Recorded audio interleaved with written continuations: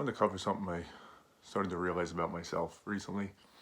So I probably kind of knew this for a while, but it's become more clear to me, and I can kind of articulate it better of late, that I seem to have this desire to need to be viewed as kind of special or unique in some way.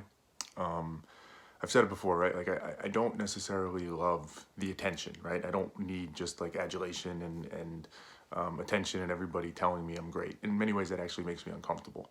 And I certainly don't want it if it's not true and genuine, right? I don't want people just to say it for the sake of it. I'm not fishing for compliments. But I do have this desire or need, compulsion, to have to truly be unique, to truly be special in some way.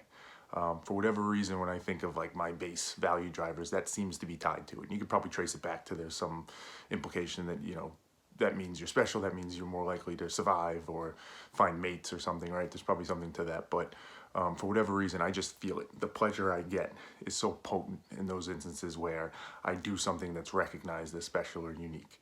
I like that feeling. And the realization I had recently was that that's probably one of the things I have known very clearly about myself for pretty much my entire life is that I'm super competitive. I love competitions. I love being competitive. I love the idea of that. I've always wanted to win and kind of all those types of things. And I started to connect some dots between those two. That likely there's a connection point there. That as someone who was a people pleaser, who's very self-aware and very cognizant of not fishing for compliments, of not seeking, compliments when they're either not justified, or understanding that if you seek it too much or get it too much, it kind of starts to have a reverse effect where people may look at you negatively. Competition was a way for me to do that safely. Being competitive, wanting to win, well, that's okay, right? That's why you play. You play to win. So being my true self in that setting, like being deeply competitive, almost ferocious in my attempt to make sure I win and I stand out and I look better, it was a safe space for me to do that, where I didn't have to worry about all the potential kickback or guilt or, how it might look to other people, because I was playing within the rules of that game. When you remove the competitiveness of it, right, and it's just natural everyday life, well, now it's trickier. How do I stand out in that now, right? How do I ensure that I look special and unique and don't look like a douchebag at the same time, having that need, having that desire? So it's interesting to think about that when I look at it, why I've always been so drawn to competitive settings and why I've been so competitive, like where my need to win was so strong, because it was feeding that itch. It was the healthiest way I could think of to feed that itch. So more of an interesting insight than anything else about myself.